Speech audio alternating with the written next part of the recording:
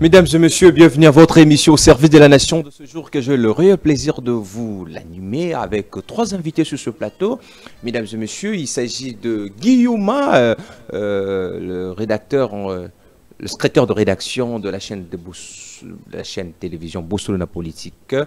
Je serai aussi accompagné sur ce plateau avec Guy Epoba. Guy Epoba qui est aussi un chercheur indépendant sur les questions de la jeunesse. Il est aussi un analyste indépendant de notre politique. Sur ce plateau aussi, j'ai un cadre, un membre de la société civile. Il s'agit de Jonathan Mouassa qui est un membre de la société civile. Lui n'est pas dans un parti politique. Il a jugé bon de servir la RDC avec en étant dans la société civile. Mesdames et messieurs, avec ces trois invités, nous allons parler sur le sujet de l'affaire des consultations, les consultations de la ministre de la Jeunesse, Grace Coutinho, qui a débuté ces consultations. Il a dit qu'il doit comprendre le problème de la jeunesse avant de mettre sa politique. Il a voulu consulter toute la jeunesse plutôt, sur toute... On ne sait pas s'il va se rendre dans d'autres provinces avec les invités. Nous allons essayer un peu de comprendre. Nous parlerons aussi de l'affaire Caméré. Que deviendra l'Assemblée nationale après le départ de Caméré? Nous avions vu qu'après la démission de l'honorable président Vital Caméré hier, le président de la République a répondu publiquement que Caméré demeure toujours son allié de taille.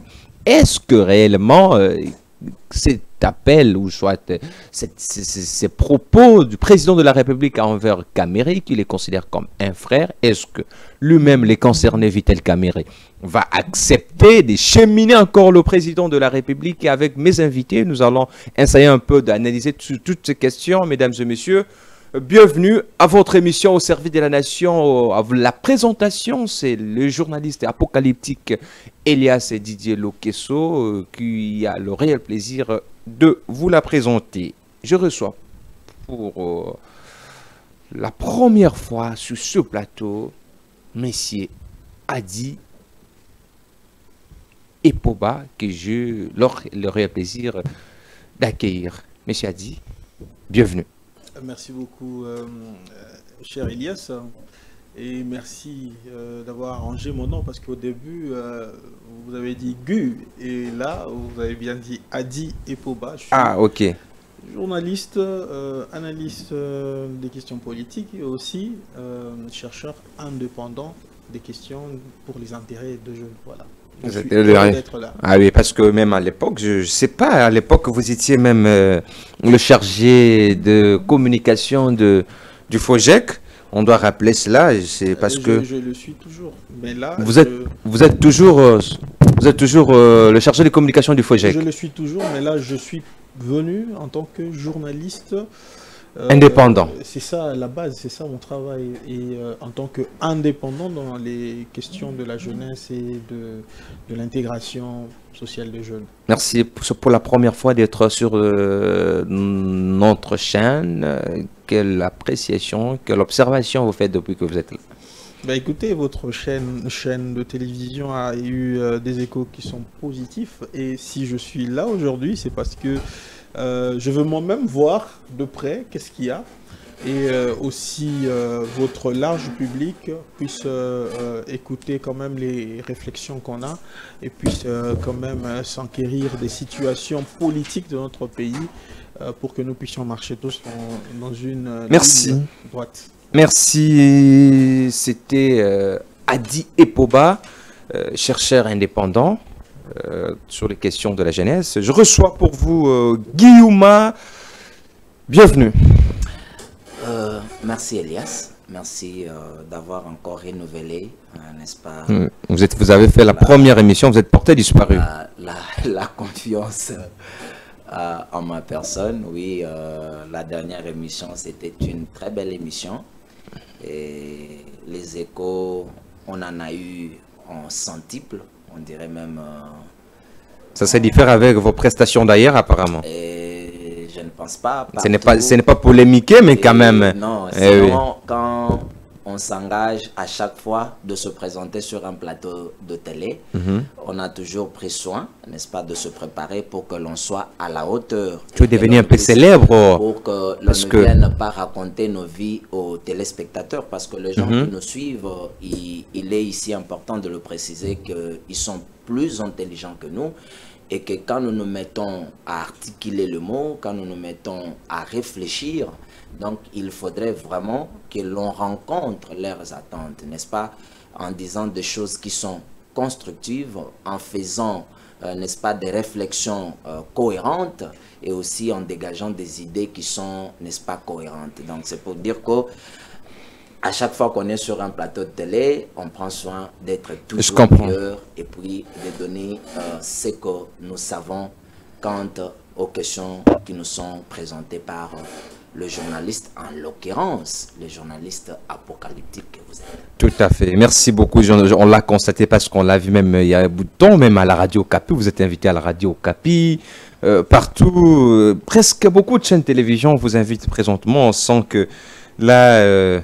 les Guillaume, le pertinent continue à toujours être pertinent. Merci. Merci beaucoup. Merci. Je reçois Jonathan Mwassa. Bienvenue.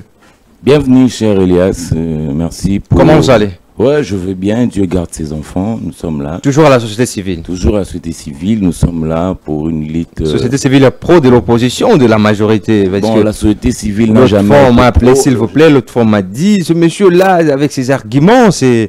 il n'est pas de la société civile, hein. Quelqu'un de la société civile ne peut pas avoir des arguments penchés, comme si vous étiez du Fayoulou, comment, je ne sais pas. Aujourd'hui, dans notre société, il est normal, quand tu prends beaucoup plus la position de la population, tu prends en charge le déshydratat de la population, on te dira que tu es de l'opposition. Puisque l'opposition aussi, parfois, il profite de parler au nom de la population, dont nous figurons, des fois dans les mêmes styles, dans les mêmes combats. C'est comme cela, c'est leur droit de donner cette casquette-là, ce qui n'est pas mauvaise du tout. Hein. Merci. Être opposant, ce n'est pas mauvais. Nous servons aussi la République d'une certaine manière. Merci, je vous regarde directement pour débuter l'émission, pour parler de... Mais avant tout, je tiens à rappeler le principe de l'émission au co-débatteur. Quand quelqu'un prend la parole, vous allez le laisser parler. Oui, on peut faire un débat, on peut quand même parler ou soit solliciter la parole, mais il faut quand même modérer les débats. Le respect mutuel est vraiment doit être garanti quand vous allez faire vos débats ou votre débat. C'est Jonathan Mwassa, je veux vous garder pour commencer directement avec l'affaire Caméré. Et puis on viendra sur le dossier Coutinho. On va chuter avec le dossier Coutinho parce que l'actualité maintenant, c'est le discours du président de la République et qui séjourne depuis quelques jours au New York. Hier, aux assises de plaidoirie, parce que l'RDC, il y a une forte délégation de l'RDC qui se trouve présentement au niveau de New York pour plaider pour que le génocide soit accepté au niveau international et que les génocides congolais soient au même titre que les génocides rwandais. Et ces plaidoyers se font au niveau du New York il y a quelques jours. Le président de la République hier avait répondu à une interview qui lui a été accordée hier après ses assises et il a fait une déclaration qui d'aucuns pensent que de l'hypocrisie, d'autres pensent que oui, réellement c'est comme ça que les choses ne se passent, c'est parce que réellement la démission du président de l'Assemblée nationale n'émane pas du président de la République, il n'est pas la base. Il n'est pas la base de la démission de Caméré. Comment vous avez jugé le propos du président de la République envers Caméré? Je vais faire d'abord une parenthèse. Comme vous l'avez dit tantôt, vous avez parlé de génocide avant de présenter votre question. La question phare, vous avez parlé de génocide en passant. Vous avez dit que non, aujourd'hui, nous sommes en train de lutter pour que le génocide soit Au même titre que le génocide rwandais. Mais regardez, nous-mêmes, même si nous sommes en train de plaider à l'extérieur du pays, nous-mêmes à l'intérieur, nous devons être plus sérieux. C'est-à-dire, là, je m'aimerais dire quoi? Nous-mêmes, déjà, on doit comprendre quels sont les mécanismes que nous devons mettre en place en interne, avant même que les grandes puissances nous donnent cette allure-là. Nous-mêmes, en l'interne, nous devons... Quand vous allez au Rwanda, je ne suis pas en train de relayer le message, même on est en train de faire cette étude-là comparative. Vous allez au Rwanda, vous allez trouver que quand une autorité extérieure arrive, soit de la grande puissance, soit comment, de l'Europe, de l'Occident, on va vous faire visiter le génocide. Il y a un lieu qu'on a construit très bien. Vous venez là, vous inclinez. Et là, c'est une publicité à l'égard de la diplomatie. Selon vous, la démarche de l'État congolais... La démarche de l'État commence en externe, mais en interne, il y a beaucoup de problèmes que je ne pourrais pas évoquer, comme ce n'est pas le sujet du jour, mais génocide en interne. D'abord, nous-mêmes, vous regardez, hein, pour les massacres qui se sont faits à Kisangani, on parle de Flivao, à part le dossier Moutamba, il y a encore des soupçons, des détournements en interne, tout ça, vous voyez. Donc, nous avons encore des problèmes en interne dans des gestions, des petites choses. Et là, on ne nous prend pas au sérieux. Sérieusement, on peut faire de lobbying à l'extérieur, mais nous-mêmes, les gens auprès de qui nous allons, ils vont nous juger par rapport à nos actions. Avant que vous répondiez à ma question sur le discours du chef de l'État, oui, la réaction du chef de l'État vers Caméré, est-ce qu'aujourd'hui, si le génocide des Congolais est reconnu au niveau mondial comme le génocide rwandais, tout autre génocide, est-ce que quelque chose va changer ici en RDC? Quelque chose peut changer, ou soit on peut bénéficier de quelque chose d'intéressant qui peut permettre le pays d'aller de l'avant? Bon, tu vois, sur le plan diplomatique et en relations internationales, il faut savoir, des pays où on les a reconnus qu'il y a eu génocide dans leur pays, ce sont des pays beaucoup plus victimes. Quand vous tablez avec ces pays-là, même il y a une grande puissance à la médiation, vous allez voir qu'on ne voudra pas. Par exemple, quand on dit on a signé un accord avec les Américains, les militaires américains viendront, c'est incohérent. Le militaire, l'Amérique ne peut pas envoyer ses militaires, donc les États-Unis entrer en bataille avec un pays considéré comme étant victime de génocide. Parce que ce sont des pays victimes. Ils portent, c'est-à-dire à leur égard, il y a une compassion de la communauté internationale.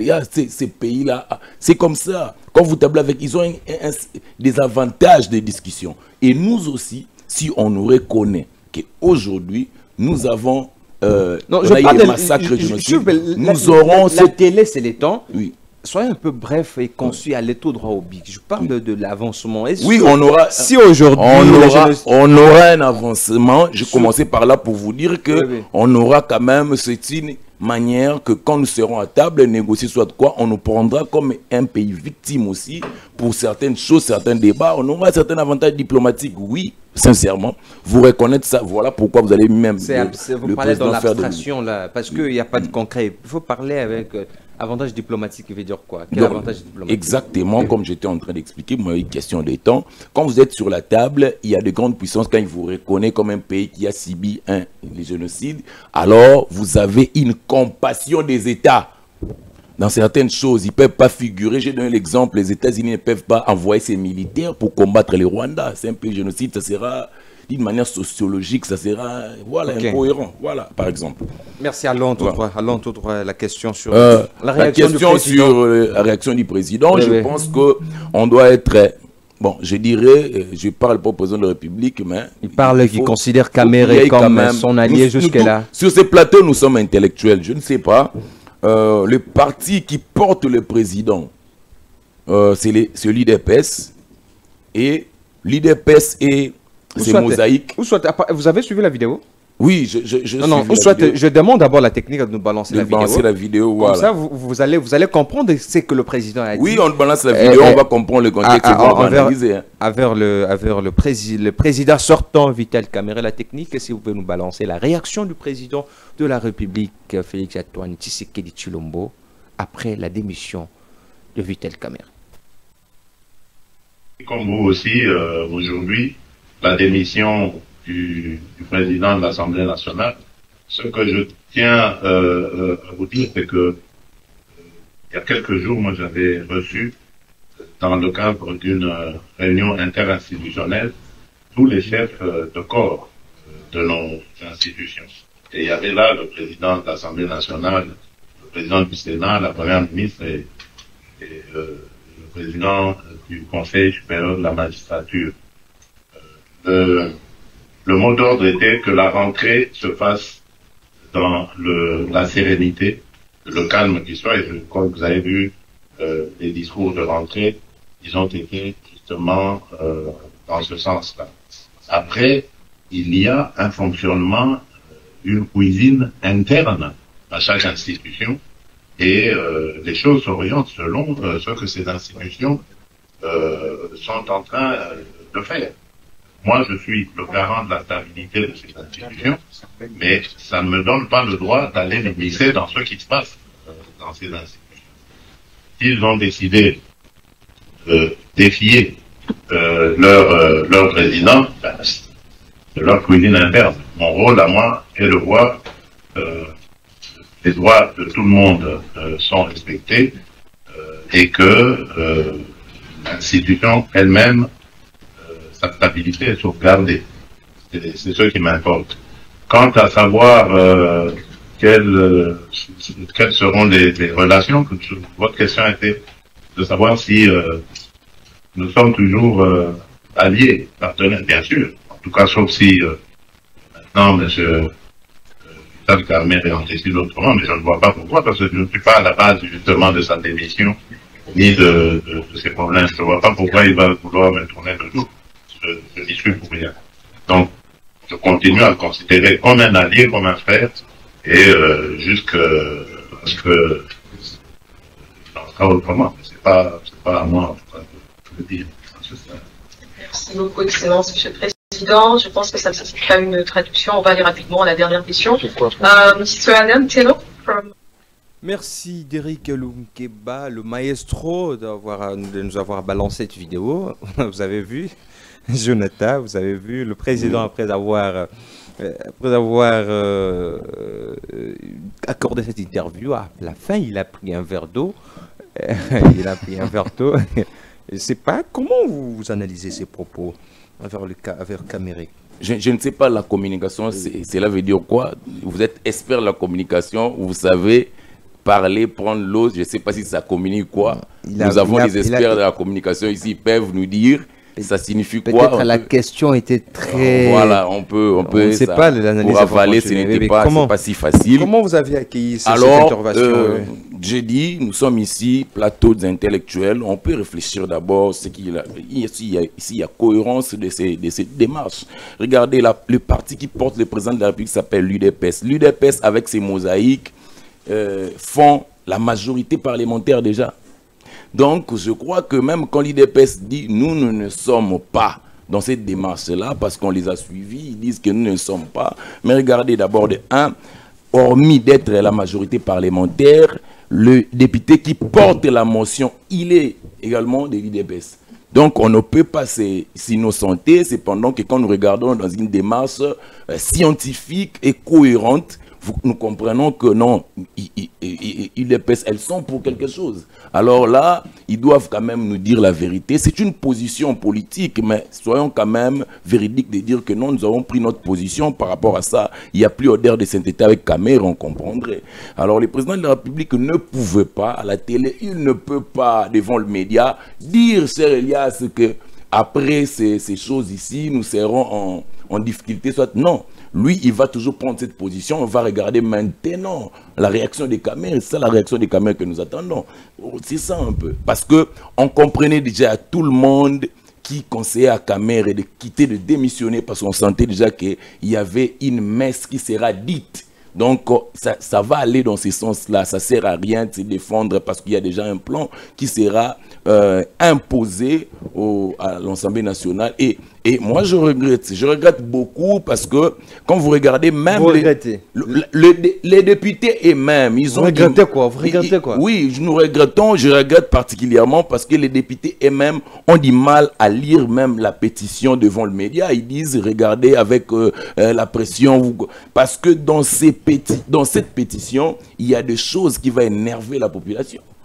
C'est-à-dire il y a certaines réclamations des députés qui vont énerver notre public. C'est comme cela qu'ils ont dit non, on va en parler dans la commission. Mais oui, la commission, elle est là pour écouter, mais cela n'est pas aussi une censure qu'on en parle devant la perchoir, devant le média. Ce n'est pas. Lisez-nous, qu'on le comprenne un peu. Si on ne peut pas lire sur le perchoir, faites-nous quand même de point de presse pour nous dire regardez ce que nous déclarons, regardez, parce qu'il y a des revendications qui vont énerver le médecin, qui vont énerver le professeur. Vous avez reçu un professeur. Ça va énerver beaucoup de couches de la population. Parce qu'aujourd'hui, à part les 21 000 $ que vous prenez dans toutes vos rémunérations, il y a encore un problème de véhicules. Ils disent que non, ils viennent sur les motos. Nous n'avons jamais vu un député sur une moto venir à la plénière. Ils sont sérieux. C'est notre République quand même. En une minute pour que je puisse donner la parole à M. Adi. Est-ce qu'aujourd'hui, comme Félix, le président Félix dit que Kamere c'est son frère, il continue à les considérer comme un frère et un allié.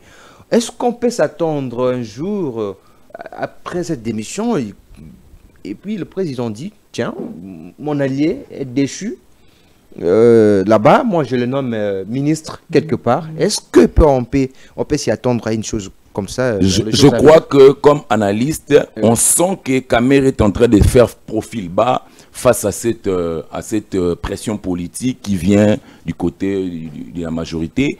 Parce que vous regardez dans son discours, même la première plénière, il a parlé, il s'est excusé devant le député. On sent comme s'il y a un profil bas. Vous allez remarquer Kamere à l'époque, quand il était encore au PPRD, il était ouvert de démissionner, peut-être parce qu'il n'a plus où aller, peut-être. Mais oui, parce que quand on regarde sur le plan politique, il ne sait pas là où il peut s'engager directement. Parce que là-bas, il ne peut pas. Là-bas, à l'opposition, il y a le PPRD, ça peut donner du coup, ça peut sentir l'odeur de la vengeance, et il a peur de ça. Voilà pourquoi il fait le profil bas. Il a seulement évité l'humiliation. C'est comme ça qu'il a démissionné. Merci. Il aurait dû le faire depuis que la démarche a été initiée, parce qu'il savait qu'ici il y avait aucune solution, celle de prendre cette décision là. Voilà. Merci Jonathan Moissa, un acteur de la société civile, de votre intervention. Oui, je prends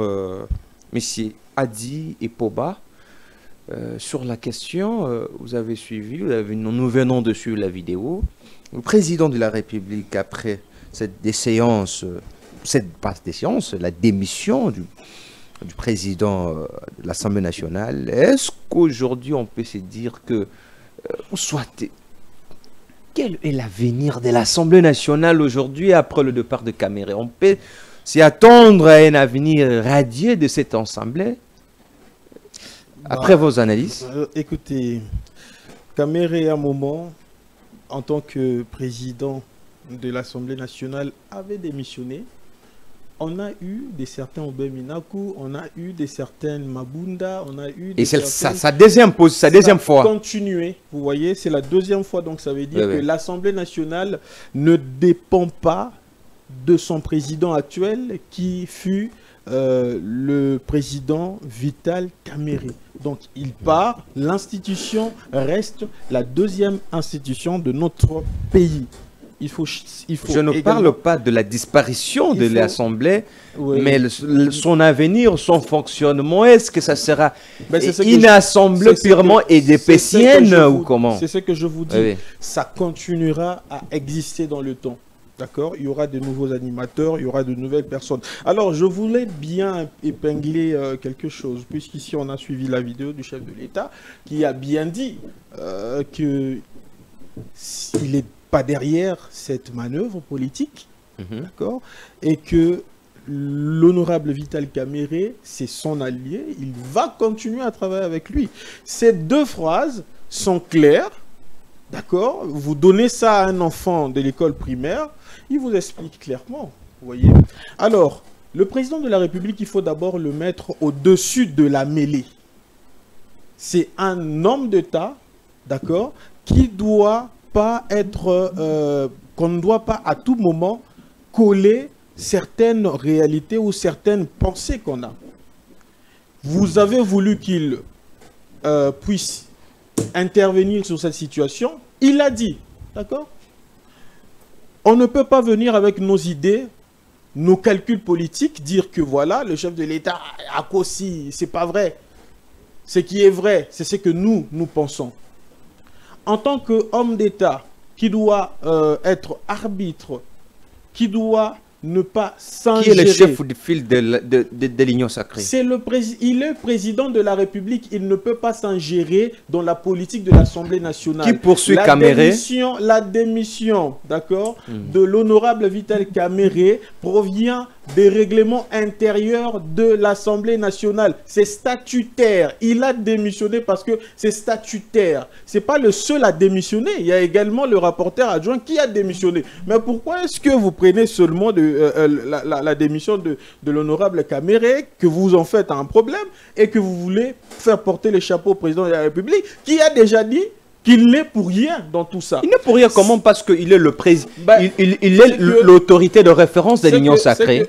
Non. Et le président... L'autorité de référence de l'Union sacrée, ça ne veut pas dire qu'il doit s'ingérer dans la politique de l'Assemblée nationale. L'Assemblée nationale a des députés nationaux qui votent des lois, qui prennent des décisions, qui sont libres. Le président de la République étant chef de la majorité, il ne peut pas édicter les lois au sein de l'Assemblée nationale qui est indépendante selon notre constitution. Il ne faut pas que nous oublions ça. Je vous reviens sur les propos... S'il vous plaît, avant que vous reveniez là.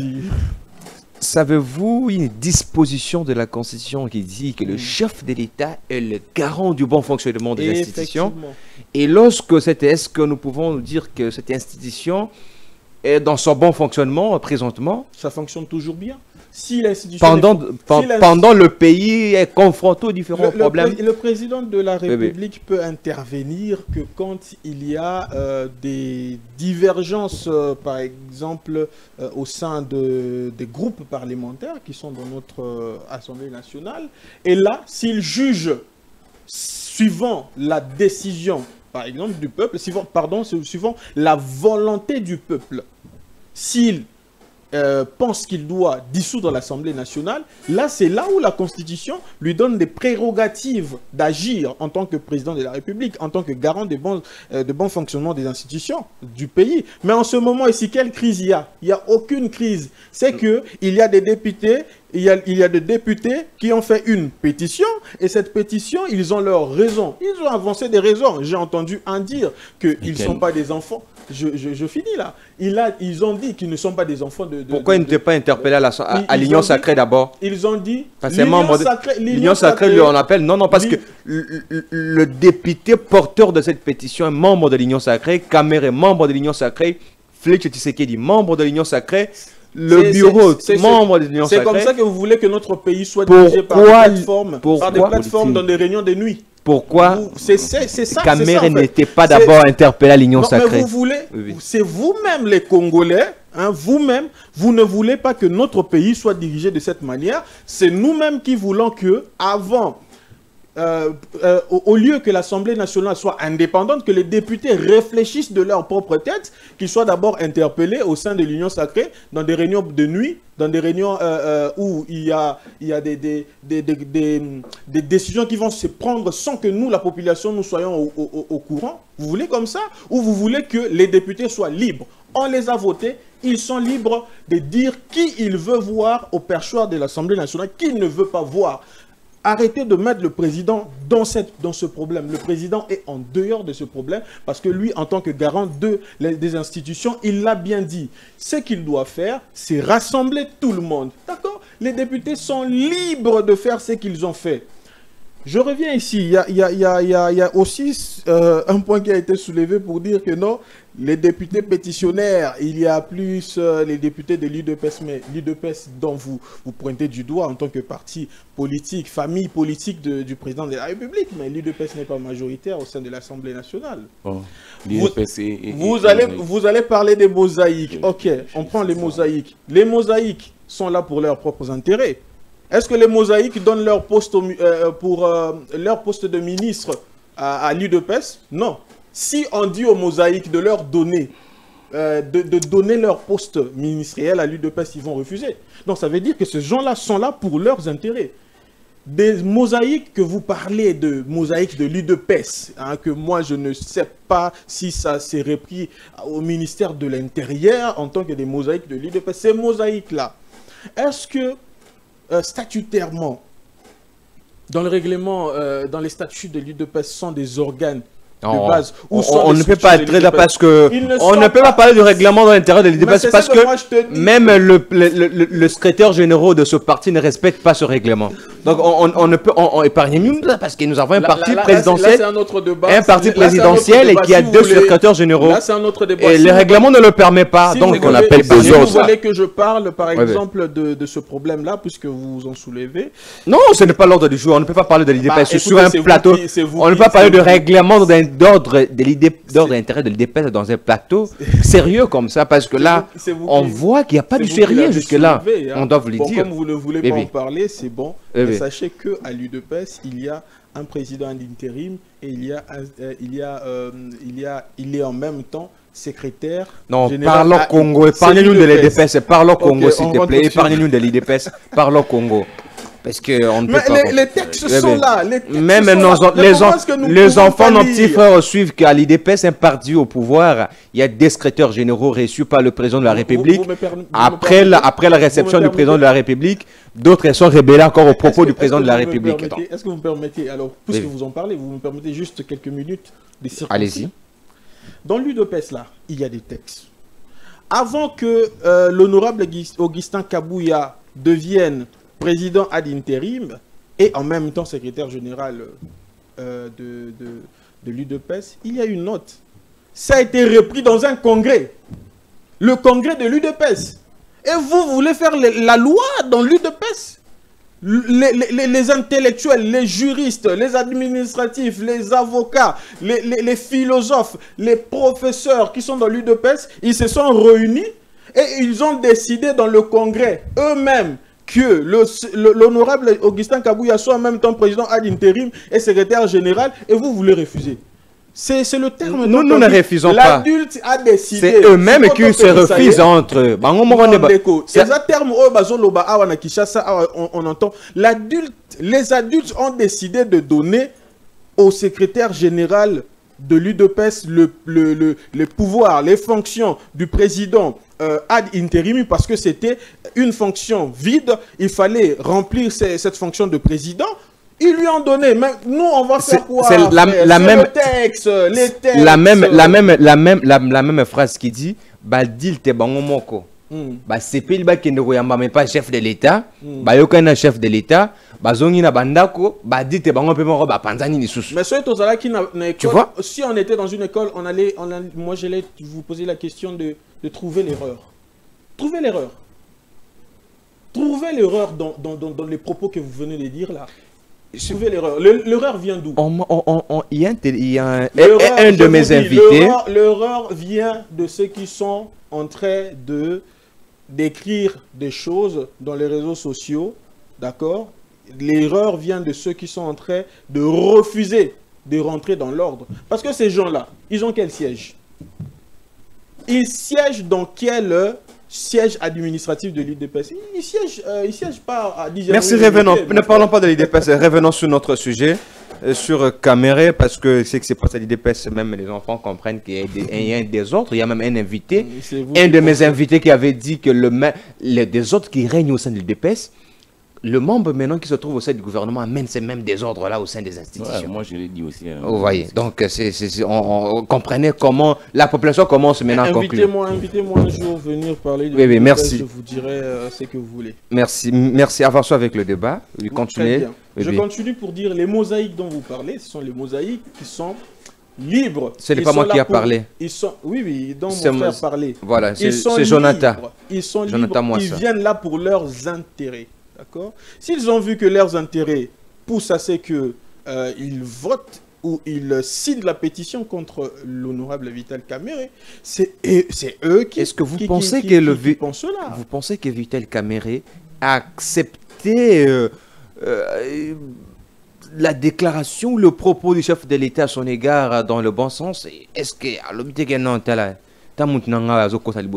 Je ne suis pas magicien pour rentrer dans la tête de l'honorable Vital Kamere. Je ne sais pas ce qu'il pense. Mais ce qu'il pense, c'est ce qu'il a fait. Il a démissionné. Il pense bien qu'il doit suivre ce que les députés ont dit. Il pense que les députés ont raison sur ce qu'il dit. Il a démissionné. Sinon, il n'allait pas démissionner. Il allait attendre que les députés qui croient en lui puissent refuser cette pétition et puissent refuser ce vote.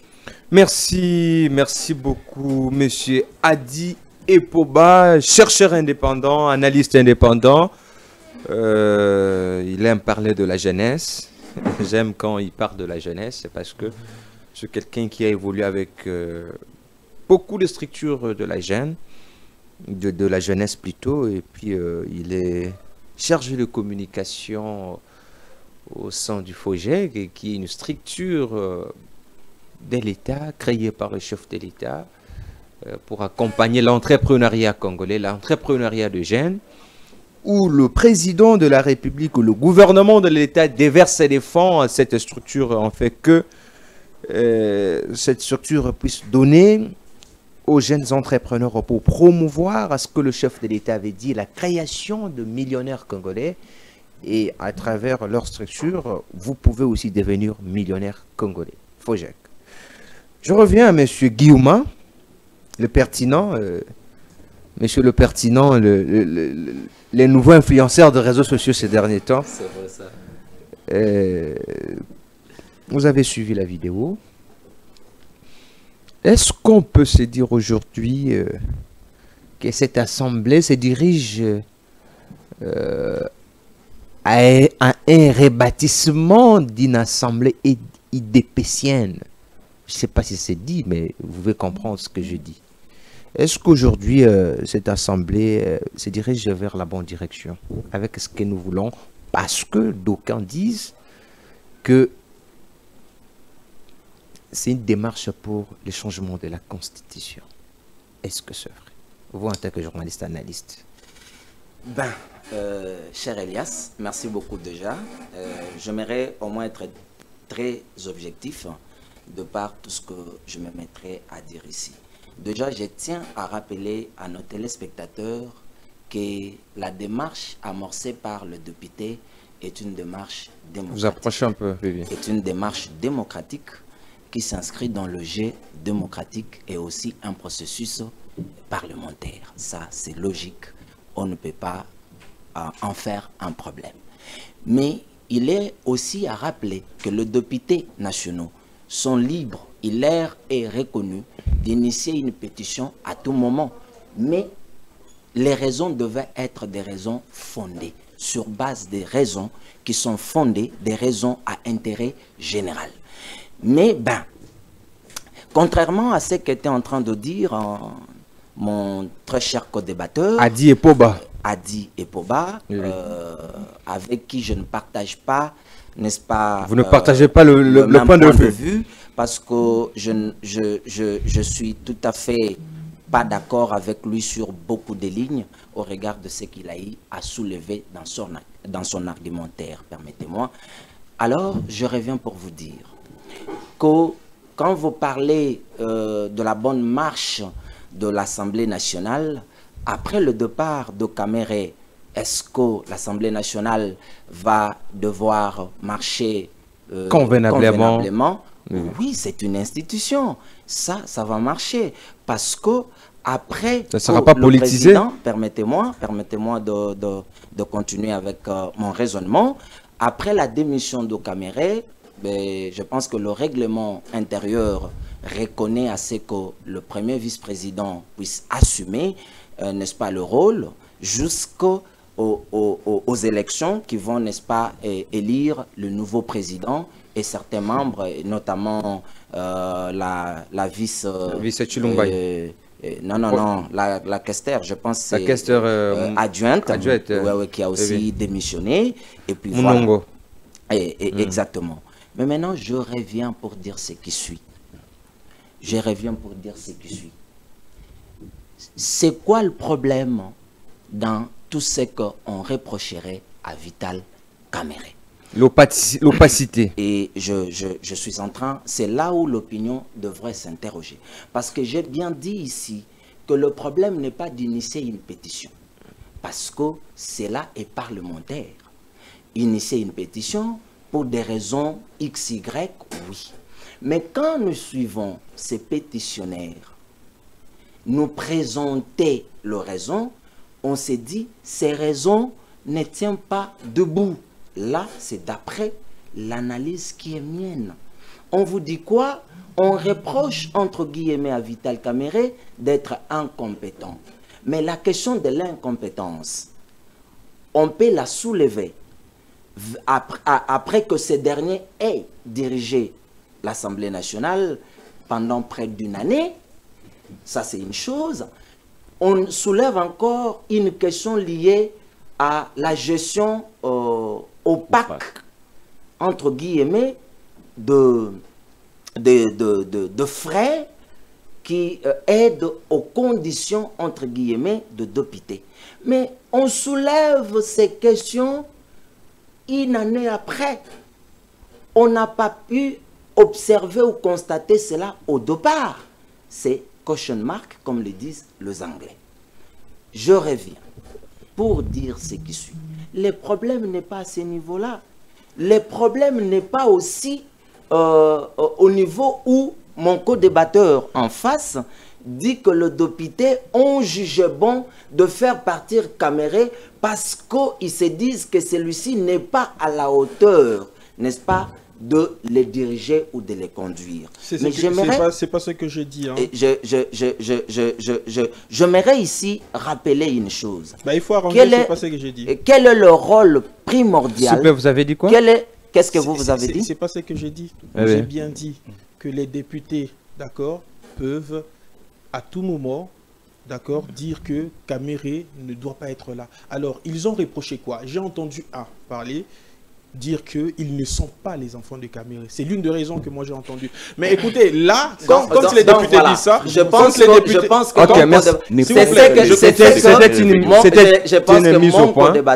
mon co-débatteur revient sur ce que je dis. C'est ce qu'il a dit. J'ai bien dit ici, cher Elias, à ma première prémisse, que lorsque nous sommes sur un plateau de télé, nous ne venons pas pour verbaliser en vide éloquent. C'est-à-dire dire des choses pour que les gens qui nous suivent n'entendent rien, mais qui se disent tout simplement que nous sommes en train d'articuler un bon français. Ça, c'est pas. Je dis ceci, je reviens à rappeler mon co-débatteur, qu'il est reconnu, d'après le règlement d'ordre intérieur de l'Assemblée nationale, que les députés sont libres d'initier la pétition à tout moment. Mais cette pétition ne doit pas être initiée d'une manière, je dirais, irraisonnable. Non, il doit y avoir des raisons fondées. Quelles sont les raisons? Qu'est-ce qu'on reproche à Caméré? C'est à ce niveau-là. Guy qui vous parle, c'est un journaliste libre penseur de la société. Ce n'est pas un partisan de l'UNC. Vous comprenez? On reproche à Caméré quoi? On nous parle de l'incompétence. Je reviens à poser. Il n'est pas de mon droit, en tant qu'invité, de poser la question à un autre invité. Mais j'aimerais ici que vous mettiez à ma place, parce que c'est vous qui avez la police du débat, reposer la question parce que mon co-débatteur était incapable de vous dire les raisons parce qu'on ne peut pas faire partir le président de l'Assemblée nationale parce que ces députés vous disent que leurs conditions de vie ne sont pas bien traitées. Mais s'il vous plaît, c'est quoi l'intérêt général? Les députés sont envoyés au Parlement pour privilégier, primo, la question de l'intérêt général. Et non les questions individuelles. Ces messieurs qui font partir ou qui se sont décidés de faire partir Caméré, parce que cela n'est pas aussi leur gré, ce sont des gens instrumentalisés. Est-ce qu'on peut s'accorder, est-ce qu'on peut s'accorder à dire que c'est une démarche idépécienne? Non, écoutez, moi déjà, je ne m'inscris pas dans la logique de parler idépèce. Je ne parlerai pas idépèce ici. Je vous dis ceci, je reviens. Que ici, il est question de l'union sacrée. Vous avez posé la question conformément à la vidéo que nous venons tous de visionner, où le président de la République, permettez-moi le terme, joue à l'hypocrisie et au semblant. Le président joue à l'hypocrisie. Exactement, et au semblant. Non, mais il a dit qu'il a affirmé que Caméré est son allié. Permettez-moi de vous dire que le président de la République est en train de jouer à l'hypocrisie et au semblant. Démontrez cela. Je le démontre et je m'en vais. Démontrez. Mon co-débatteur vous dit que le président de la République, on ne devait pas l'impliquer dans tout ce qui se passe d'abord aux institutions. Au sein des institutions. Mais le même co-débatteur vous dit que dans la Constitution, il est reconnu au président de la République d'être le garant de bon fonctionnement des institutions. Il y a amalgame dans ces dires. Comment ça? Je reviens. Mais écoutez, saisis-moi, il est là, il va répliquer. Moi, je le tiens de par ses Vas-y, mots. allez-y. Je reviens maintenant pour vous dire que le président de la République est en train de jouer à l'hypocrisie. Il est l'autorité de référence de l'Union sacrée. Les députés qui font partir Caméré, ce ne sont pas les députés de l'opposition. Au sein de l'Assemblée nationale, l'opposition ne présente qu'auprès de 20 à une vingtaine de députés. Oui. Ce qui renvoie à dire que ceux derniers sont incapables de pouvoir initier une pétition de faire partir le président de cet organe. L'union sacrée qui fait partir Caméré. Mais ici, l'ami vous dit quoi? Le président de la République n'est pour rien. Mais le président de la République est l'autorité de référence de l'union sacrée. C'est lui le dernier mot. Mais il y a la notion de Il y a la notion de séparation de pouvoir. Et maintenant ici, écoutez. La notion de séparation de pouvoir. Il y a cette notion. Montesquieu est là. J'aimerais en arriver là. Montesquieu est là. Je lis Montesquieu. Montesquieu est là. Je suis un vrai lecteur. Non, Montesquieu est là. Je suis amoureux de la littérature. Française comme francophone. Tout à fait. Je reviens pour vous dire ceci. Quand Montesquieu vous parle de la séparation du pouvoir, ok, c'est tout simplement dire que chacun des pouvoirs devrait jouer en toute indépendance son rôle. Mais attention, nous sommes dans la logique où, ici, le président de la République, c'est lui qui patronne la plateforme qui est majoritairement au sein de l'Assemblée nationale. Le président de la République avait le pouvoir d'atténuer cette tension si il avait encore la confiance de Caméré. C'est simple à dire que Caméré n'a plus de confiance. Le président de la République... Caméré n'a plus de confiance auprès du chef de l'État. Auprès du chef de l'État. Le chef de l'État, c'était une messe déjà dite.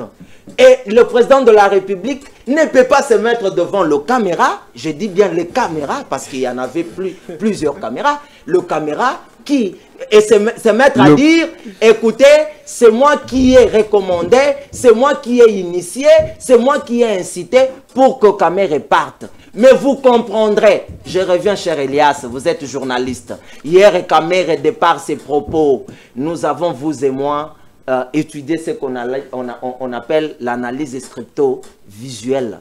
Et lorsque vous rentrez dans l'analyse de contenu, je reviens pour te dire que Caméré a exprimé son indignation hier pour dire qu'il est celui qui a accompagné le président de la République. Merci, chuté. Jusque-là. Chuté. Mais aujourd'hui, il est victime de ce qu'on le fait payer. Donc, ce n'est pas un secret de Porichinelle. Merci. Kamere est victime on doit passer ce sujet rapidement parce qu'on doit prendre notre sujet rapidement parce que c'est presque... d'un complot. Kamere n'a plus la confiance du président de la République et c'est l'union sacrée qui vomit Kamere. Mais c'est là, vous l'avez dit, est-ce que ça peut déstabiliser? Non, s'il vous plaît, avant d'arriver là, qu'est-ce qui se cache maintenant si la démarche de l'union sacrée maintenant vers cette assemblée, c'est quelle démarche selon vous? Parce que le président de la République joue à l'hypocrisie. C'est quoi la démarche qui est derrière Non, mais c'est de remplacer Kamere parce que Kamere serait, entre guillemets, je dis bien, j'utilise les conditionnels, c'est lui qui bloque le plan qui est celui que vous connaissez du changement de la Constitution. Changement de la Constitution. Oui, ça s'est dit dans des couloirs, vous êtes journaliste. On sait entendre ce qui s'est dit dans le couloir. Kamere n'est pas d'accord sur beaucoup de propositions de l'Union sacrée. Kamere se constituerait en blocage pour les initiatives machiavéliques ou, n'est-ce pas, obscures de l'Union sacrée, entre guillemets, ou notamment le changement de la Constitution et d'autres plans qui s'en suivent. Merci. Donc, Kamere ici n'est pas victime d'une certaine, n'est pas plutôt responsable d'une certaine opacité qu'on lui reproche, ou n'est pas victime d'une certaine incompétence, mais le monsieur n'est en train que de payer le prix de son silence et de sa prise de position politique, contrairement à la vision de l'Union sacrée. Merci, ça c'est Guillaume qui parle, hein. Ses propos reviennent qu'à lui. Voilà, on doit prendre directement rapidement un autre sujet. Vous avez quelque chose à ajouter? Oui, parce qu'il a... C'était quelques secondes, Il voulait des réponses quelques secondes. Je pars directement. Bébé. Déjà, je ne suis pas incapable de vous dire pourquoi est-ce que les députés ont lancé cette pétition. Parce que je ne suis pas député, d'abord, de 1. De 2, vous savez, d'accord, avec moi ici, qu'il a été reproché de l'opacité dans la gestion de l'Assemblée nationale. Et également d'une autre question que j'ai soulevée ici. Et également de, excusez-moi, la mauvaise gestion, voilà, la mauvaise gestion, détournement, la mauvaise gestion de l'Assemblée nationale, l'opacité et mauvaise gestion. Ça ne suffit pas pour lancer une pétition, mon frère. Je ne suis pas incapable parce que je ne suis pas incapable parce que je ne suis pas député de 1, mais je te dis ici, les députés eux-mêmes reprochent de l'opacité et de la mauvaise gestion. C'est pas moi, ce sont les députés de 1. De 2, vous parlez de l'amalgame. C'est lui qui fait l'amalgame tout à l'heure. Cher peuple congolais, voici les personnes qui veulent à ce que le pays soit dirigé la nuit et que le pays soit dirigé par des oligarques.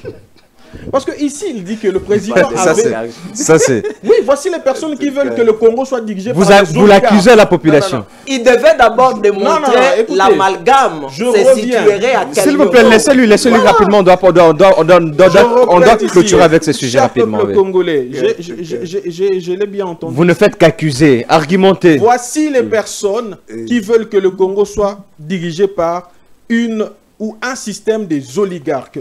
Il a dit ici que le chef de l'État avait le dernier mot. Quel dernier mot? Sur une institution? Parce qu'il est le président de la plateforme de l'Union sacrée. Il est l'autorité de la référence. C'est là où nous entrons dans l'oligarchie. Et c'est là où même que le peuple ne veut pas. Le président de la République, en tant que démocrate, il laisse aux députés le libre choix de faire ce qu'il pense bien. D'accord? J'ai dit que le président de la République peut intervenir que quand il y a une crise. Il n'y a pas une crise au sein des institutions. Il ne peut pas dissoudre. Il peut laisser que les députés faire ce qu'ils font. Et je reviens pour dire ici, le président en tant que le garant de la nation, messieurs, ne faites pas la diversion. Vous comprenez bien ce que je dis. Le président en tant que garant des institutions ne peut pas s'ingérer également dans les institutions. C'est ça qu'on appelle même la violation de la Constitution, mon cher monsieur. Tu dois comprendre la Constitution. Merci. Prenons rapidement, je vous garde directement pour prendre le dossier de Grace Coutinho qui a lancé rapidement le conseil de consultation. Est-ce que la ministre de la Jeunesse est dans la bonne voie? Nous pouvons dire que cette démarche vaut vraiment sa raison d'être. Bien sûr. C'est une démarche qui vaut. D'accord? C'est une ministre qui a été nommée il y a quelques mois, quelques jours, on peut dire. Critiquée depuis qu'il est là. Oui, depuis qu'elle est là. Depuis qu'elle est là, elle est critiquée. La ministre est nommée, du coup, elle n'a pas encore travaillé. Il y a des critiques qui tombent par-ci, par-là. Alors, on comprend ces gens-là qui sont frustrés, ils sont libres de critiquer. Parce que ces critiques également vont permettre à la ministre de pouvoir bien calibrer sa politique. Il faut qu'il continue à critiquer pour qu'elle calibre sa politique. Pour dire que, est-ce que les démarches des consultations nationales de la jeunesse, ce sont des bonnes... Est-ce que c'est opportune démarche ou c'est pas une bonne démarche, c'est opportune ou c'est pas opportune? Il faut d'abord voir les objectifs de ces consultations. 1. Le cabinet dit, c'est pour donner la parole aux jeunes. C'est ça l'objectif. 1. Donner la parole aux jeunes. Réviser la politique nationale de la jeunesse. 3. Renforcer le contrat social de jeunes et les institutions. 4. Identifier les défis majeurs que font face les jeunes. 5. Orienter les investissements des jeunes vers les jeunes, vers des structures des jeunes. Dans ce pays, on sait très bien que le ministère de la Jeunesse a été jugé en tant que ministère budgétivore. Mesdames et messieurs, comprenez, il y avait, veuillez nous excuser pour cette coupure d'électricité, nous venons d'échanger et de mettre le groupe. Nous continuons avec les débats, toujours avec M. Adi Poba, qui va continuer avec son argumentaire sur le consultation de la ministre Grace Coutinho qui a lancé ces consultations il y a bout du temps. Comment est-ce que vous pouvez... vous avez dit que vous avez 4 objectifs. Alors, je disais ici que... La ministre a 4 objectifs. Oui, ce sont des consultations opportunes et ça vient au bon moment. Pourquoi? Les objectifs, déjà, il faut savoir les objectifs d'une démarche pour critiquer en négative les objectifs. Alors, je disais quoi? Premièrement, c'est de donner la parole aux jeunes. Deuxièmement, réviser la politique nationale de la jeunesse. Troisièmement, renforcer le contrat social de jeunes et les institutions. Quatrièmement, identifier les défis majeurs que font face la jeunesse. Et enfin, orienter les investissements vers la jeunesse. Si vous suivez ces 4 objectifs et que vous n'êtes pas négativiste, vous allez comprendre que la nouvelle ministre a touché le point qu'il fallait toucher. La nouvelle ministre vient avec une vision de mettre les jeunes au centre de leur politique, au centre de résultats qui doivent... Donc on peut se dire qu'on se dirige vers les états généraux de la jeunesse? Ce ne sont pas des états généraux, il faut faire... Non, je dis on se dirige vers les états généraux. Peut-être après ces consultations, on peut convoquer directement le... Il y a la table ronde qui a été faite avec la ministre Aïna Gato. Actuellement, il ne faut pas penser que la ministre Grace Coutinho vient bafouer toutes les résolutions qui ont été prises, d'accord? Et les objectifs, il faut suivre dans cette table ronde. Ce qu'elle vient faire, c'est d'avoir cette base. Qu'est-ce qui a été fait? Qu'est-ce qui n'est pas fait? Alors, qu'est-ce que je dois actualiser? Puisque je vois les jeunes parler des consultations qui ont déjà eu lieu et que la ministre aujourd'hui perd du temps à faire d'autres consultations. Même Rachel Kintit t'avait dit, mais Rachel Kintit, elle a fait un message qu'il ne faut pas perdre le temps dans les consultations. Non, elle ne perd pas le temps. Elle doit avoir sa vision à lui, à elle. Elle doit avoir son avis propre. Vous savez que les consultations dont les jeunes faisaient allusion, ce sont des consultations de 2016.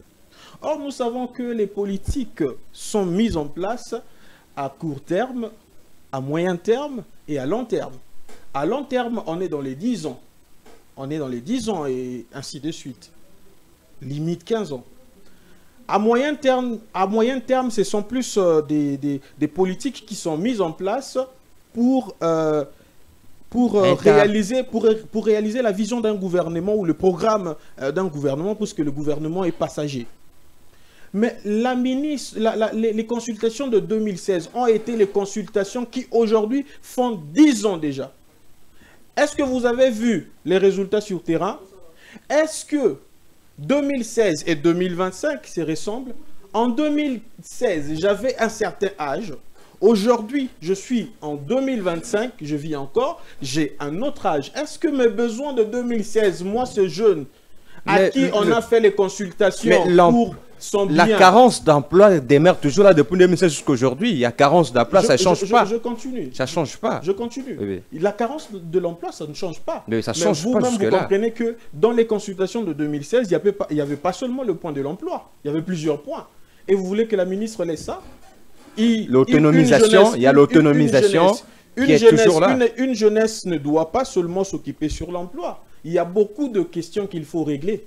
D'accord? Il y a beaucoup de questions qu'il faut régler. Les questions de l'entrepreneuriat, les questions de la culture, les questions des sports, les questions des formations, les questions des métiers. Et aujourd'hui, la ministre Grace Coutinho, qui veut être à proximité de la jeunesse, donne la voix à chaque jeune, que chaque jeune puisse s'engager. Et déjà, il faut voir. Comment ça se passe d'abord? Comment ça se passe, ces consultations-là? Parce que j'ai vu, il y a deux gosses, il y a un influenceur là, un créateur de contenu qui fait ses vidéos ici, à Paris, il est venu... Il a fait la une, tout ça. C'est un jeune, Et souvent, il est reproché qu'il reçoit la diaspora. On a vu Ado reçu, on a vu, il reçoit que... Et parmi que le lait reçoit beaucoup la diaspora. Ado habite Kinshasa, c'est l'ambassadeur de la jeunesse. Il mais c'est un diaspora. Il vit à Kinshasa, mon frère. Oui. Degem, c'est un Congolais qui vit en France, d'accord? Il peut être consulté pour passer le message. Il a un langage propre à lui que sa communauté de Congolais comprend. Donc il faut avec les vidéos qu'il fait là. Tout le monde. C'est un jeune, d'accord? Les vidéos immorales là qu'il fait. C'est un jeune, c'est ça son gagne-pain. On ne peut pas, on ne peut pas l'interdire de faire ce qu'il fait. Comment c'est passé le concept? Vous, qu'est-ce que vous dites de vidéos immorales? Qu'est-ce que vous entendez par vidéo immorale? Oui, puis il gagne son argent, ça. Il demande à la femme comment faites l'amour. C'est ça, en fait. Oui. C'est ça, c'est son travail. Est-ce qu'une personne comme ça peut être consultée pour des choses sérieuses? Écoutons d'abord, d'accord? Ne prenez pas les choses à la légèreté. Degem, c'est un Congolais. Il fait des vidéos immorales. Qu'il fait. Ce sont des vidéos pornographiques, excusez-moi pour les termes. Non. Ce sont pas des vidéos. Parfois, il exhibe le sang de femmes. Je vous dis, non, c'est pas vrai. En France, c'est pas vrai. En France, tous les contenus qui sont immoraux, d'accord, avant de passer, TikTok bloque. Non, je ne parle pas. Leur organe de communication bloque. Donc, si ça passe, donc ça veut dire, mon cher monsieur, c'est dont vous parlez de ce monsieur-là, c'est faux. C'est faux. Comment ça s'est passé les consultations? Le modus operandi, les modes opératoires de ces consultations. Posez-moi cette question. C'est faux que M. Degem fait des vidéos immorales. C'est très faux. Les consultations, ça se fera ainsi. Ça n'a pas encore commencé? Écoutez. Je continue. Je continue. Parlez. Mais je pense que vous êtes tellement... Non, comprenez. Les consultations, d'accord, ça a déjà commencé. La ministre elle-même l'avait déjà lancé depuis longtemps. Allez dans le site, d'accord, pour les consultations mises en place, voyez l'engagement. Aujourd'hui, on est à 86 000 jeunes qui se sont enregistrés. Si vous ne croyez pas... On passe d'abord par l'enregistrement. C'est ça que je vous ai demandé. Est-ce que vous pouvez nous dire le modus operandi, donc le mode opératoire? La ministre a déjà commencé les consultations. Elle est d'ailleurs aux États-Unis où elle va voir la jeunesse, la diaspora congolaise au niveau des États-Unis. Là, de 1. De 2, il y a depuis les premiers jours des consultations un site pour ceux qu'on ne va pas atteindre physiquement, de pouvoir s'enregistrer. Et aujourd'hui, c'est plus de 86 000 jeunes qui se sont déjà inscrits dans ceci et ils ont posé leur cas, ils ont posé leurs problèmes. Bientôt sur terrain, vous verrez des jeunes comme vous qui descendront avec des formulaires pour vous poser Non, des pas questions. comme moi. Pas moi. Moi, je ne ferai pas ce travail. Très bien. Je ferai mon travail ici sur le plateau. Je parle des jeunes, des jeunes comme vous, des jeunes. Ah, ok. D'accord. Et ces jeunes seront sur terrain pour récolter des informations, les avis de la jeunesse. Et ensuite, nous allons faire, cela fera de cahiers des charges. Et ces cahiers des charges vont faire la politique de la ministre. La ministre est à proximité avec la jeunesse. Il veut faire la jeunesse avec le peuple, les jeunes, pour les jeunes. D'accord? Et la politique des jeunes. Aujourd'hui, si les jeunes vous critiquez la ministre Grace Coutinho, s'il vous plaît, récalibrez vos critiques. Clôturez. Votre mot de clôture.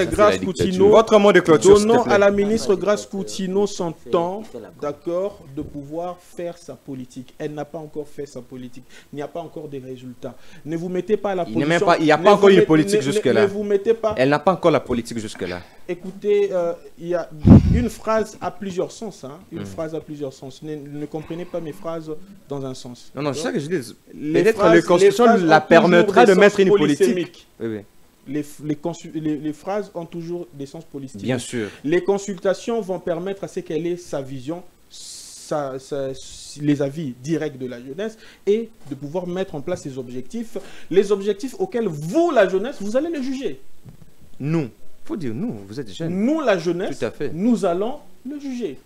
Merci. Il faut cela. Votre mot de clôture, c'est ça? Je pense que j'ai dit ce qui est important et c'est le peuple, les jeunes qui vont juger. Merci. Je prends Adi, nous allons chuter avec... je prends Jonathan, nous allons chuter avec Guillaume. Pour essayer un peu d'argumenter sur la question, sur vous qui êtes de la société civile, vous qui êtes sur terrain, vous qui palpez la réalité de cette population, de cette jeunesse au quotidien. Quelle lecture faites-vous pour ces consultations? Je pense que mon frère a dit, si j'ai bien prononcé les mots, l'acte qu'il vient de faire de regarder le camarade... Accusé. Lui, c'est un accusateur. Oui. Il accuse les gens, c'est co-débatteur. Il va regarder les Congolais qui vont mettre leurs avis dans les commentaires. Qu'ils n'aient pas honte de regarder les commentaires. Et nous allons répondre à ces commentaires. Non. Allez à l'objectif, s'il te plaît. Répondez à ma question, s'il vous plaît. Je prends d'abord ce qui a été dit de mon frère. Mon frère a pris les dossiers Caméré. Non, ne revenez pas. Nous sommes sur Coutinho. Nous sommes sur Coutinho, s'il vous plaît. Nous sommes déjà à la fin. Donnez-lui la chance de revenir. Donnez-lui la chance de dire ce qu'il a à dire. Vous avez que 2 minutes, donc je vais mettre le chrono. Merci. Il a eu plus de temps d'antenne. Prenez un peu d'indulgence. Non, je dis ceci. Ok. Quand il parle du dossier Caméré, il est en train justement de relayer ce que nous faisons, c'est pendant qu'on nous a demandé d'analyser. C'est ça ce que même mon frère a dit. C'est-à-dire qu'il a dit qu'il est analyste.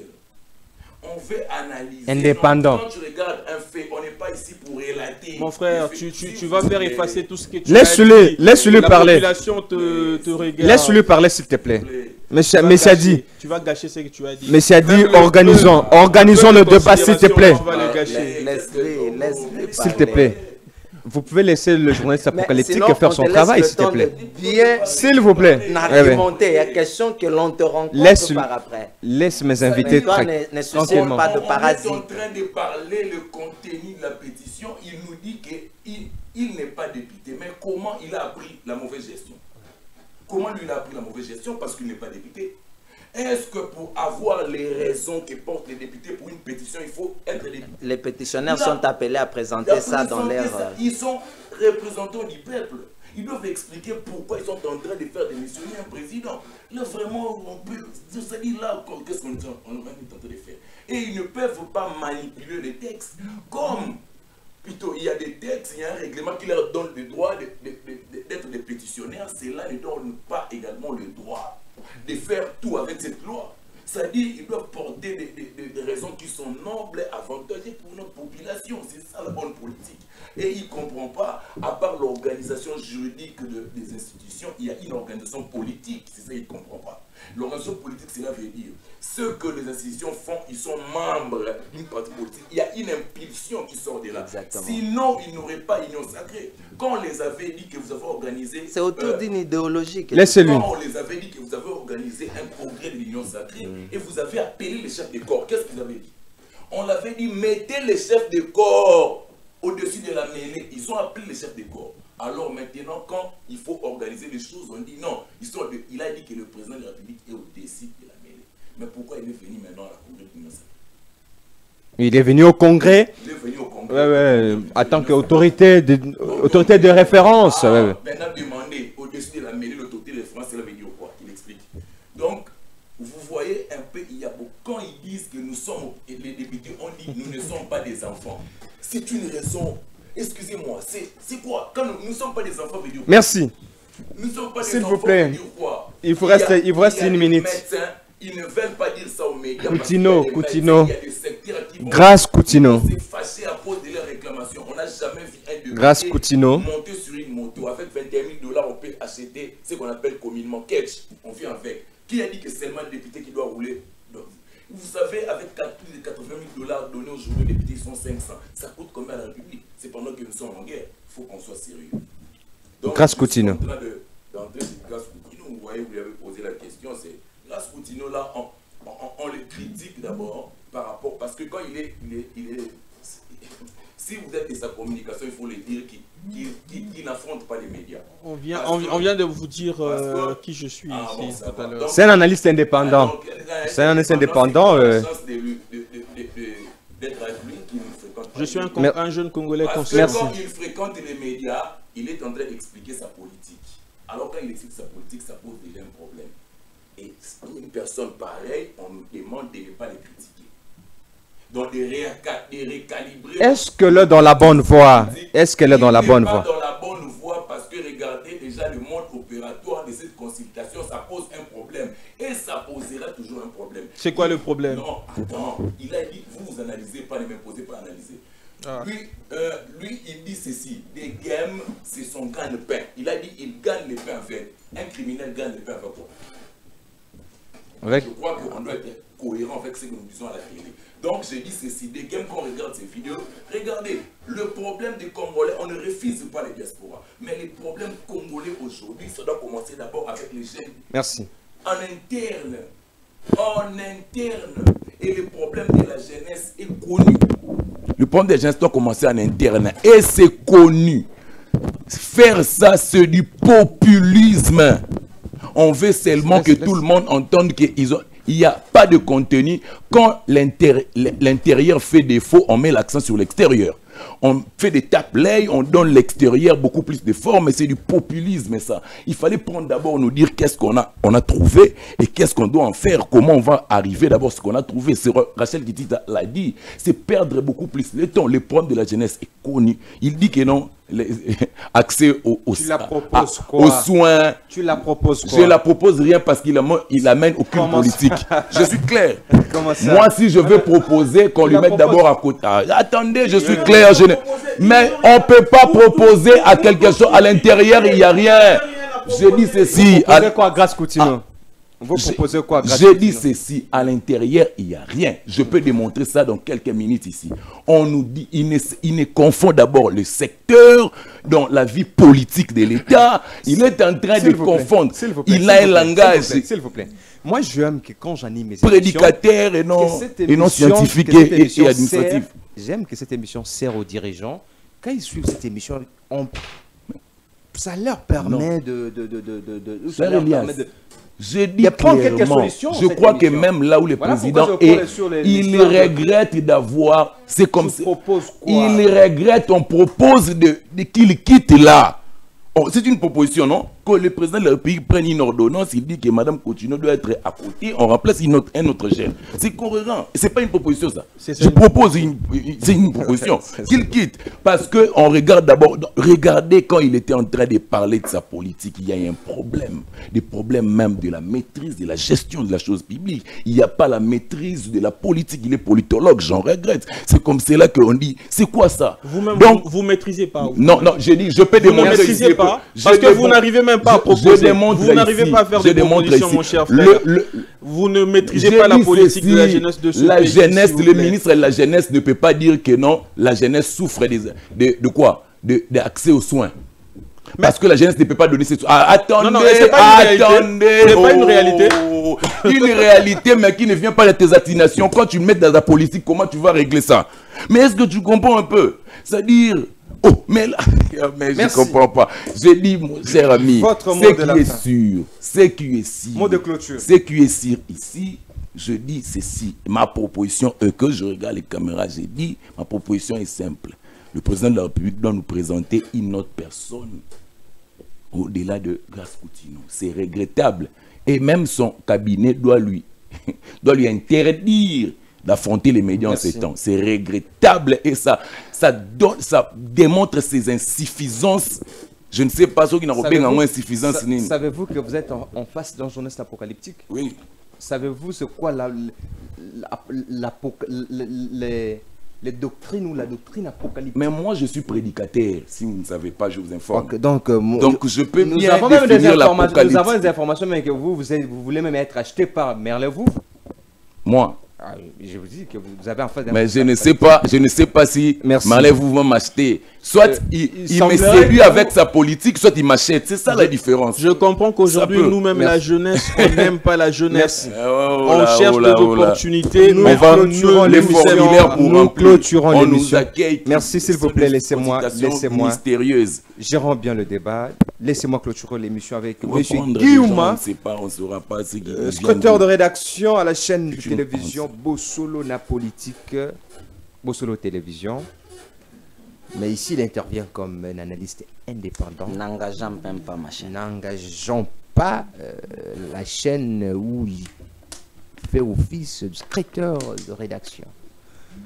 Quelle analyse faites-vous par rapport à cette démarche de la ministre de la Jeunesse? Est-ce qu'on peut se dire aujourd'hui que oui, la personne qu'il faut, la personne que la jeunesse attendait, elle est là? La personne qui va maintenant résoudre le problème que font face à la jeunesse, elle est là. Elle veut écouter la jeunesse. Nous clôturons l'émission avec vous. Cher Elias, je pense que quand on se met à parler de la jeunesse, on doit mettre de côté nos émotions, nos sensations et faire intervenir notre sens moral, notre intelligibilité et pouvoir, n'est-ce pas, comprendre le rôle même de la jeunesse au sein d'une société.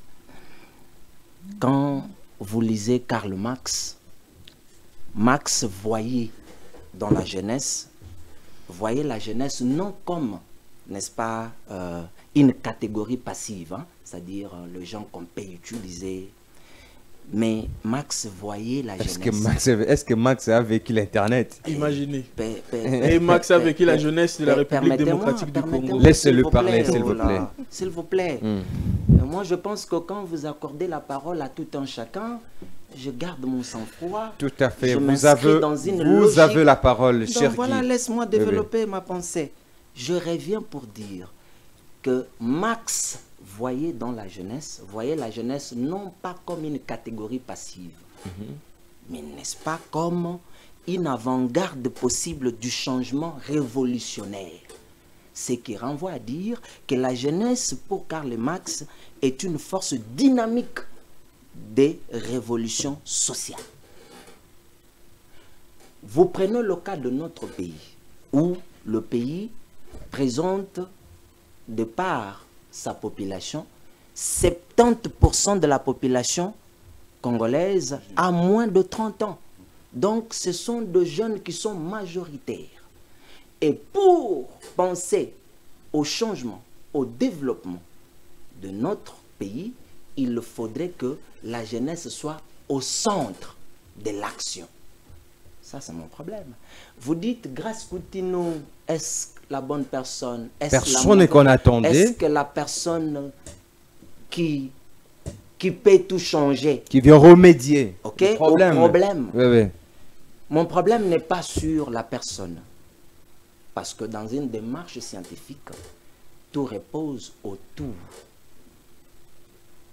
de la méthode, de technique. On parle grâce, on parle grâce comme personne morale, comme grâce morale. Permettez-moi. De quoi est-ce que j'ai compris ta question? Mais laisse-moi. Voilà. S'il vous plaît. Parlez, vous avez la parole. J'ai dit ceci. Je reviens. Si tu ne m'as pas bien saisi au départ. J'ai dit, ici, moi, en tant qu'un éclairé, je ne m'inscris pas dans la logique de parler de la personne de Grâce. Mais je m'inscris dans la logique de voir comment Madame Grâce pense attaquer le problème de la jeunesse. OK? Pour pouvoir y remédier. Parce que de manière générale, nous tous, nous savons que les jeunes Congolais sont confrontés à des problèmes, notamment le chômage élevé, accès limité à l'éducation de qualité, n'est-ce pas? Manque d'opportunités. Vous comprenez? Manque d'opportunités. Économique et aussi instrumentalisation politique. Ça, quand vous donnez la parole aux communicants... Instrumentalisation politique. Ça, c'est intéressant. OK? Quand vous avez votre communicant en face, bon, je comprends, il joue son rôle. Il est en train de répondre. Là, il s'adresse à moi. C'est un journaliste indépendant. Vous êtes instrumentalisé par l'UNC. Voilà. Merci. Ok, permettez-moi. Permettez-moi. Oui. Alors, Madame Grâce Coutinho amorce les consultations, ce qui n'est pas mauvais. Mais maintenant, comme j'étais en train de le dire, comment va-t-elle procéder? Est-ce que c'est Grâce qui va vers le jeune ou le jeune vers Grâce? Première question. Deuxième question. Est-ce Grâce, comment on dit, Grâce va seulement rester sur l'échantillon de Kinshasa ou Grâce va-t-elle faire... Elle a dit elle va faire le diaspora. Permettez-moi. Elle est sûre. Permettez-moi. Avant de penser, c'est là où je ne suis pas tout à fait d'accord avec la dame. Parce que ici, d'abord, le problème que madame devait chercher à cerner autour de ce qu'elle connaît, parce qu'il y a d'abord des problèmes généraux et aussi il y a des problèmes spécifiques. Allez tout droit. Donner d'abord la politique dans mais s'il vous plaît, permettez-moi.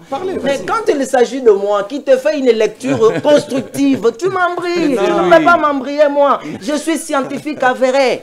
Vas-y, je ne vous en veux pas. Non, mais quand les gens ont la parole, tu les laisses parler. Quelqu'un qui te fait une lecture constructive, tu veux l'embriller. Mais comment vous voulez entrer dans la tête de Grâce pour comprendre ce qu'elle veut faire? Est-ce que moi j'ai entré dans... je suis plutôt, permettez-moi, tu risques de me faire parler le francique en lieu place du français. Est-ce que moi je suis entré dans la tête de la dame? Je te dis, je me pose la question.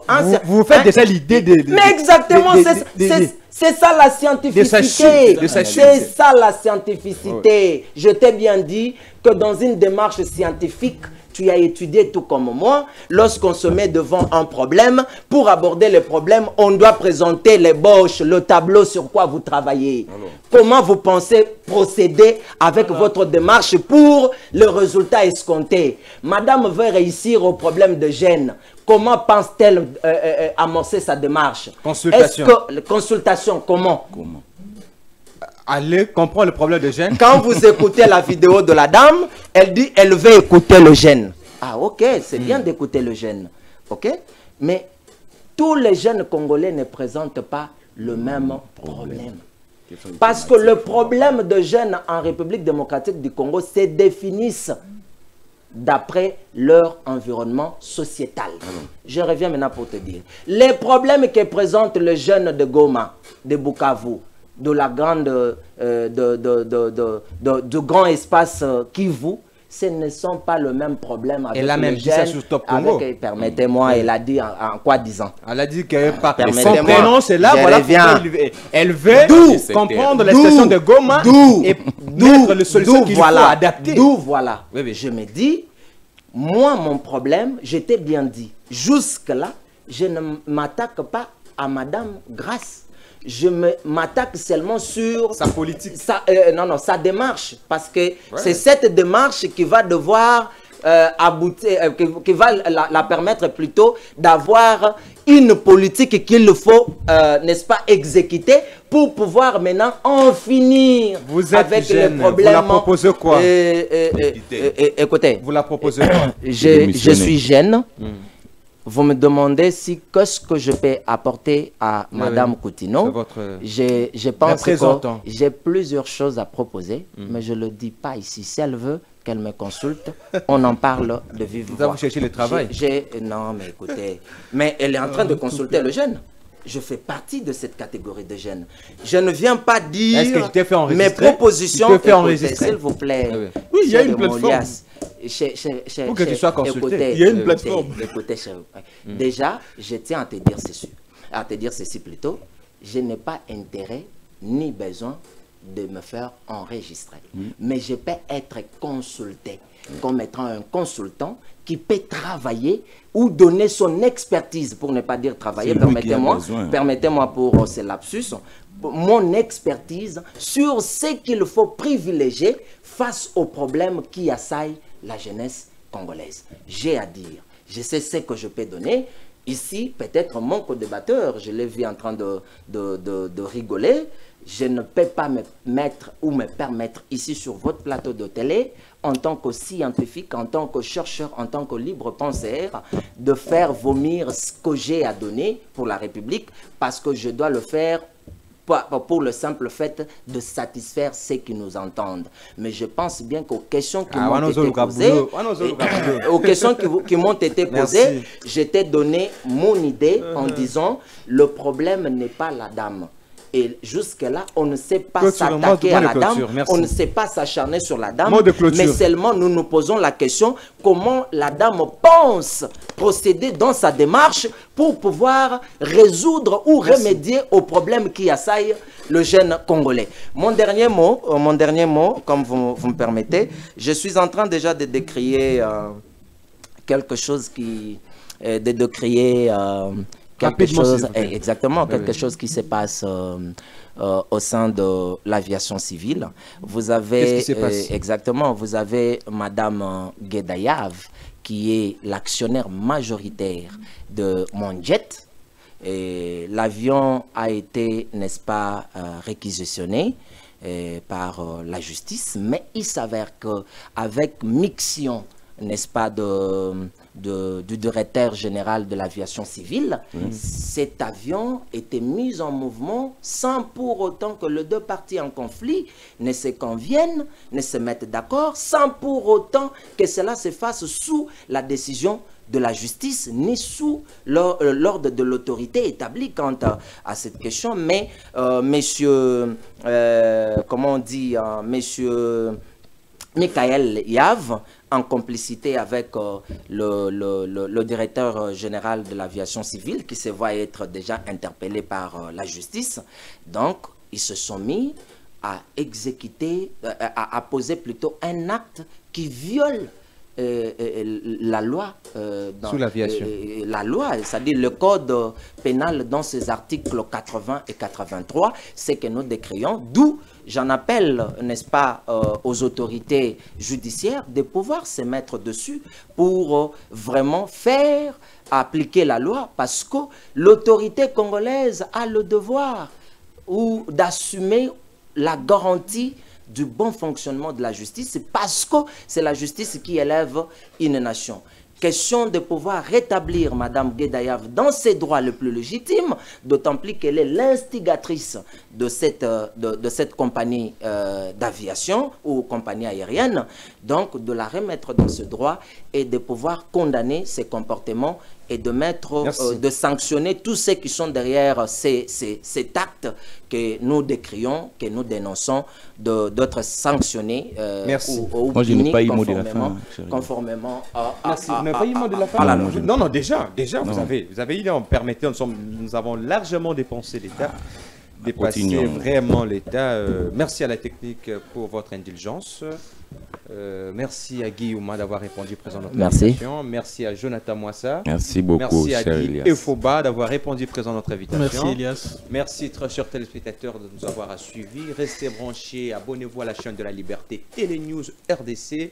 commentez, likez. À la présentation, c'était Elias Didier Lokesso, journaliste des Apocalyptiques. Au revoir. Au revoir.